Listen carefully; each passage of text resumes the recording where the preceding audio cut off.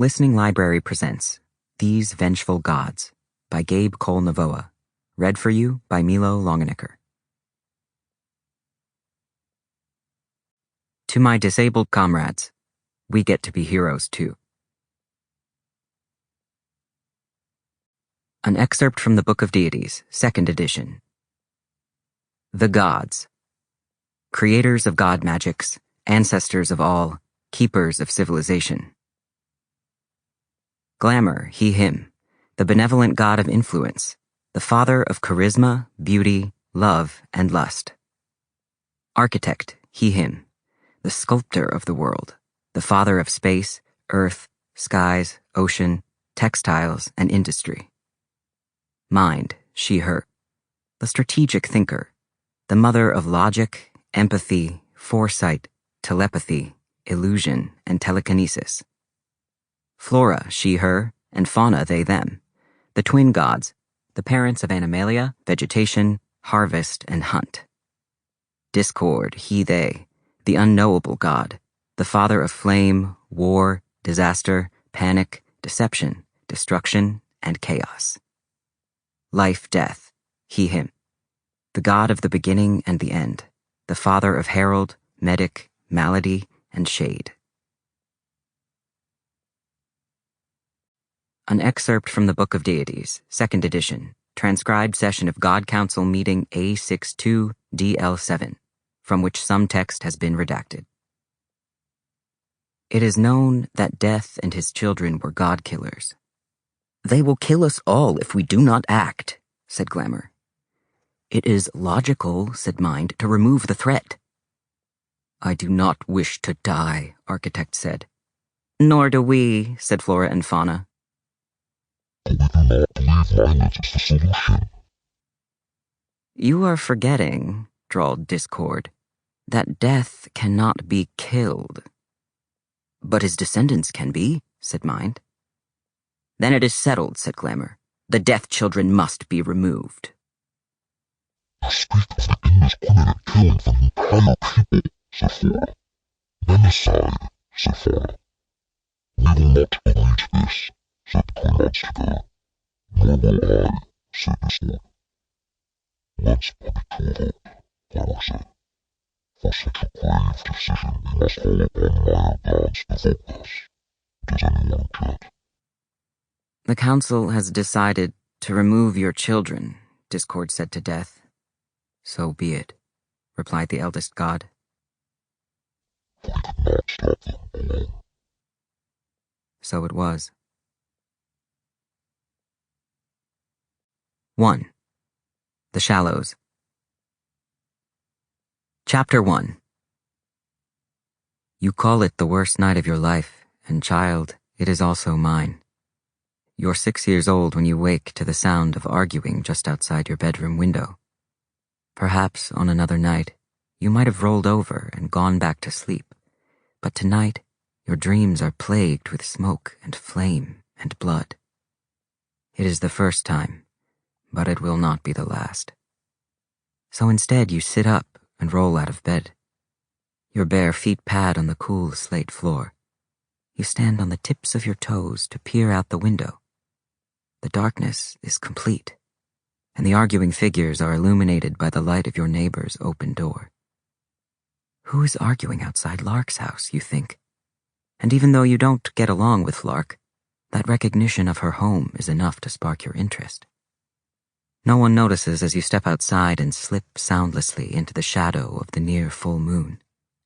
The arid earth is hard and dusty beneath your toes as you move toward the arguing adults. The cool air of the desert night makes you shiver, but you don't turn back. With a start, you recognize the voices. Your mother and Lark's mother are arguing in a poor attempt at hushed voices. Have you lost your goddamn mind? Lark's mother hisses. If you think I'd let you leave Homestead with my daughter, then come with me. Kara says urgently. Bring the family. If we hurry, if it's such an emergency, why aren't you leaving with your child and Falcon? Lark's mother responds. Shouldn't you be prioritizing your family over mine? Kara shakes her head. Those with death magic don't have a chance. Mom? The word bursts out of you before you can stop it. Your mere curiosity has twisted into something sharper, something more urgent. It twists in the center of your chest, ratcheting your pulse to discomforting levels. Lark's mother and yours both jump. Lark's mother covers her mouth with her hand, while Kara spins around to face you, wide-eyed. But the shock on her face disappears in a blink, so quickly you question whether you imagined it all together. Her expression smooths into something placid and placating. She smiles at you, and it's a balm to the buzzing energy gathering in your stomach. "Dear," she says softly, "what are you doing out of bed? It's late, my sweet." The pet names are odd. It's been well over a year since your mother has called you dear or her sweet. But if she doesn't seem concerned, then maybe you have nothing to worry about. If she's smiling at you and being kind, then maybe that's all you need to breathe in the cool night air. "I had a bad dream," you say. "And then I heard you arguing." "Oh, sweetie." Kara laughs lightly and crosses the space between you, placing her hands on your shoulders and turning you gently back toward the house. "We aren't arguing, we're just having a discussion. Come, let's get you back to bed." As your mother steers you toward the house, you glance over your shoulder at Lark's mother, who is standing stricken and pale in the doorway of her own home. When she meets your gaze, she frowns, then retreats inside, closing the door. In your room, as your mother tucks you into bed, which is odd, isn't it? She never tucks you in, not anymore. You bite your lip and ask, "Are you leaving Homestead with Lark?" Kara arches an eyebrow. "Leaving Homestead with Lark? Why would I do that?" You don't know. It's no secret to you, even at 6, that your mother likes Lark more than she likes you. That Lark is the daughter your mother expected you to be. But that doesn't explain why Kara would leave with Lark. Kara runs her fingers through your hair, pushing your fringe out of your face. "You must have dreamed that. I'm sure you're very tired. It's late and you should be asleep. Go to sleep, dear one. I'll see you in the morning." You're quite sure you didn't dream it. But this, your mother being sweet and gentle and lulling you to sleep, this must be a dream. It's a warmth you crave, a kindness you need. So when your eyes drift closed, you don't fight it. And when your mother presses her soft lips to your forehead, you smile. It's a beautiful dream you don't want to wake from. But you do. And when you wake, it is to smoke and flame and blood.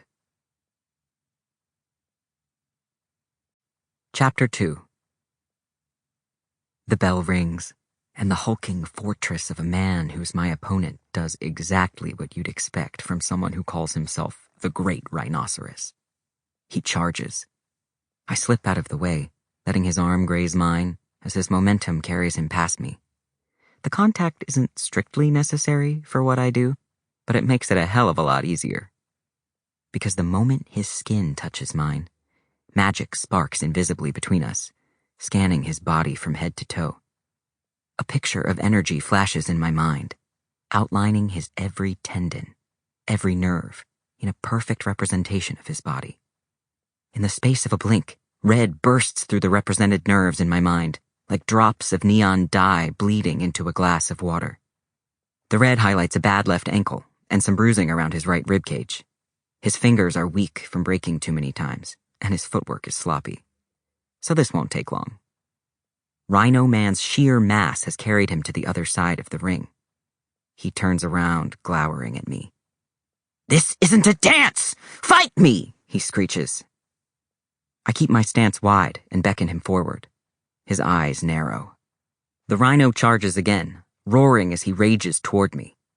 1, 2, 3 steps toward me, and he's closed the distance between us in half. I don't move. Not until he's within arm's reach. He swings. I duck out of the way, pivot, and slam the side of my foot into his weak left ankle. He screams. The combination of the momentum of his missed punch and the crumpling of his ankle sends him sprawling onto the floor. I take 3 large steps back out of reach and wait. I need him on his feet, where his bulk, and now his screaming ankle, will make him clumsy. Sample complete. Ready to continue?